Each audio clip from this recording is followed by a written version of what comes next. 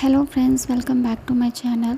இந்த சேனலில் உங்களுக்கு லா ஆஃப் அசம்ப்ஷன்னா என்ன, லா ஆஃப் அசம்ப்ஷனை யூஸ் பண்ணி எப்படி நீங்கள் உங்களோட டிசைரை ஈஸியாக மேனிஃபெஸ்ட் பண்ண முடியும், அண்ட் இதில் நிறைய சக்ஸஸ் ஸ்டோரி உங்களுக்கு நான் ஷேர் பண்ணுறேன். பிகாஸ் நீங்கள் அந்த சக்ஸஸ் ஸ்டோரி கேட்டு மோட்டிவேட் ஆகணும் அப்படின்காக. ஸோ உங்களுக்கு இந்த டாப்பிக்கில் இன்ட்ரெஸ்டடாக இருக்கீங்க அப்படின்னா இந்த சேனலை சப்ஸ்கிரைப் பண்ணிக்கோங்க. இன்றைக்கி நம்மளோட சப்ஸ்கிரைபரோட சக்ஸஸ் ஸ்டோரி தான் பார்க்க போகிறோம். ஸோ எனக்கு ஒரு 3 days பிஃபோர் அவங்க காண்டாக்ட் பண்ணியிருந்தாங்க. ஸோ காண்டாக்ட் பண்ணும்போது she is literally crying because அவங்க ஹஸ்பண்டோட health is not good. And அவங்க என்ன சொன்னாங்க அப்படின்னா, அவங்களோட ரிப்போர்ட் வந்து நார்மலாக வரணும் அப்படின்ட்டு. பிகாஸ் டாக்டருமே வந்து என்ன சொல்லியிருப்பாங்க அப்படின்னா, அவங்களோட ரிசல்ட் பார்த்துட்டு தான் அடுத்து என்ன ட்ரீட்மெண்ட் அப்படின்னு மாதிரி சொல்லியிருந்தாங்க. ஸோ அதனால் இவங்க ரொம்ப பயந்துட்டாங்க.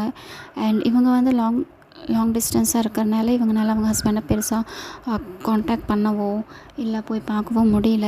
ஸோ அந்த கேஸில் வந்து நம்மள்ட்ட இருக்கிற ஒரே ஆப்ஷன் வந்து அஃபர்மேஷன் மட்டும் தான். ஸோ அப்படி இருக்கனால அவங்க அஃபர்மேஷன் பண்ணிகிட்டே இருந்தாங்க. நான் சில அஃபர்மேஷன் கொடுத்தேன் அவங்களுக்கு. ஈவன் அவங்களோட health condition is also not good. But இருந்தாலுமே நான் சொல்லியிருந்தேன், செல்ஃப் கான்செப்டும் பண்ணேன். பட் எனக்கு தெரிஞ்சு அவங்க ஒரு 20% தான் அவங்களுக்காக பண்ணியிருப்பாங்க. 80% அவங்க ஹஸ்பண்ட்காக தான் அஃபார்ம் பண்ணிகிட்டே இருந்திருக்காங்க. ஈவன் டே அண்ட் நைட் பண்ணியிருக்காங்க. எப்போ கேட்டாலுமே அவங்க அஃபார்ம் பண்ணிட்டு தான் இருக்கேன் அப்படி மாதிரி தான் சொன்னாங்க. ஸோ சம்டைம்ஸ் வந்து அவங்க நெகட்டிவ்னா அந்த மாதிரி நெகட்டிவ்னு சொல்ல முடியாது. சம்டைம்ஸ் ஏதாவது கன்ஃபியூஷன் ஆகிட்டு இருந்தாங்க. லைக் நான் இப்படி திங்க் பண்ணேன் அப்படின்னா இது என்னோடய ரிசல்ட் எஃபெக்ட் ஆகாதா, இது என்ன இன்ஃபர்மேஷனை வந்து எஃபெக்ட் பண்ணாதா அப்படி மாதிரி. ஸோ எப்போல்லாம் அந்த மாதிரி தாட்ஸ் வருதோ அவங்க இமீடியட்டாக டைம் வேஸ்ட் பண்ணாமல் கால் பண்ணாங்க. ஈவன் பர் டே எனக்கு தெரிஞ்சு எனக்கு ஒரு 6 to 7 டைம்ஸாவது ஒரு மெசேஜ் பண்ணிடுவாங்க. ஸோ நான் இப்போ என்ன சொல்ல வரேன் அப்படின்னா, இந்த அளவுக்கு எஃபோர்ட் போடுறாங்க அப்படின்னா அவங்க எந்த அளவுக்கு அவங்க ஹஸ்பண்ட் மேலே லவ் வச்சுருப்பாங்க நீங்கள் இதிலே புரிஞ்சுக்கலாம். ஸோ நம்மளோட ஹெல்த்து இங்கே வந்து நார்மலாகவே ஸ்பாயிலாக இருக்கும் போது நம்மளோட ஹஸ்பண்டை தான் ஹீல் பண்ணணும் அப்படின்னு நம்ம நினைக்கிறோம் அப்படின்னா நீங்கள் அவங்களோட லவ் எந்த அளவுக்கு எக்ஸ்ட்ரீம் லெவலில் இருந்திருக்கு நீங்கள் இதிலே தெரிஞ்சுக்கலாம். ஸோ இந்த மாதிரி நீங்கள் உங்களோட எஸ்பிஓ இல்லை யாரையும் நீங்கள் மேனிஃபெஸ்ட் பண்ணுறதா இருந்தாலுமே இந்த அளவுக்கு ஒரு மேடாக இருந்து நீங்கள் பண்ணீங்க அப்படின்னு ஒரு பைத்தியத்தனத்தில் நீங்கள் பண்ணீங்க அப்படின்னா நீங்கள் ஈஸியாக மேனிஃபெஸ்ட் பண்ணிடலாம். அண்ட் ஒன் மோர் திங் என்ன அப்படின்னா, நீங்கள் எப்போல்லாம் நெகட்டிவ் ஆகுறீங்களோ அந்த பாசிட்டிவாக அதுக்கு சேஞ்ச் பண்ணி விட்டுட்டு தென் நீங்கள் உங்களோட ஃபார்மேஷனை வந்து கண்டினியூ பண்ணுங்கள். ஸோ இன்றைக்கி அவங்களோட சக்ஸஸ் ஸ்டோரி வந்து வாய்ஸில் தான் சென்ட் பண்ணியிருக்காங்க. ஸோ நான் இங்கே அவங்களுக்கு அட்டாச் பண்ணிடுறேன், நீங்களே கேட்டுக்கோங்க. அண்டு சப்போஸ் உங்கள் யாருக்கிட்டையாவது இந்த மாதிரி சக்ஸஸ் ஸ்டோரி இருக்குது கேட்டு மற்றவங்க மோட்டிவேட் ஆகணும் அப்படின்னு நீங்கள் நினச்சிங்க அப்படின்னா எனக்கு உங்களோட சக்ஸஸ் ஸ்டோரி கண்டிப்பாக ஷேர் பண்ணி விடுங்க.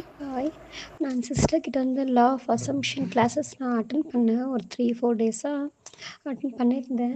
அதில் என்னென்னாக்கா, என்னோடய ஹஸ்பண்ட்க்கு வந்து ஹெல்த் இஷ்யூஸ் இருக்கா. நான் வந்து தூரமாக இருக்கேன், அவரும் தூரமாக இருக்கேன், லாங் டிஸ்டன்ஸில் தான் இருக்கோம். அவருடைய ரிப்போர்ட்ஸ் வந்து ஹாஸ்பிட்டல் அட்மிட் ஆகிட்டு இருந்தால் நான் பார்க்க முடிய சுச்சுவேஷனு. என்ன நடக்கும்னு தெரியலன்ற மாதிரி டாக்டர் சொல்லியிருந்தாங்க. நான் வந்து சிஸ்டர் சொன்ன மாதிரி அசம்ப்ஷன் வந்து பண்ணிக்கிட்டே இருந்தேன், என்னுடைய எஃப்எம் பண்ணிக்கிட்டே இருந்தேன். ஃபுல் டே பண்ணிக்கிட்டே இருந்தேன், நான் ஸ்டாப்பாக அதை விடவே இல்லை. ரொபோட்டிக் மெத்தட்ஸில் பண்ணிக்கிட்டே தான் இருந்தேன். அதோட ரிசல்ட்ஸ் என்ன இருந்ததுனாக்கா, டாக்டர்ஸே சொல்கிறாங்க மிராக்கல்ஸாக இருக்குது. இது இந்த அளவுக்கு நாங்கள் நடக்கும்னு நினச்சி பார்க்கல. இது மிராக்கல்ஸாக இருக்குதுன்னு சொல்லியிருக்காங்க. அதுவுமே ஹஸ்பண்ட் சொன்னார் என்கிட்ட, இந்த மாதிரி டாக்டர்ஸே சொல்லிட்டாங்க மிராக்கல்ஸாக இருக்குதுன்னு சொன்னாருமா அப்படின்னு சொன்னாங்க. அப்படின்னு சொன்னேன், அந்த அப்படியே பண்ணிகிட்டு இருந்தேன்னு சொன்னாங்க. இந்த மாதிரி அஃபார்ம் பண்ணிட்டு இருந்தாலும் ஓகேன்னு சொன்னாங்க. அதுதான் நீங்களுமே அந்த மாதிரி கண்டினியூஸாக அஃபார்ம் பண்ணிக்கிட்டே இருங்க. என்ன மாதிரி எனக்கு கிடைச்ச மாதிரி ஒரு சக்ஸஸ் ஸ்டோரி அவருடைய ஹெல்த்துக்காக நான் பண்ணிகிட்டு இருந்தேன். அதே மாதிரி நீங்களுமே பண்ணுங்கள்.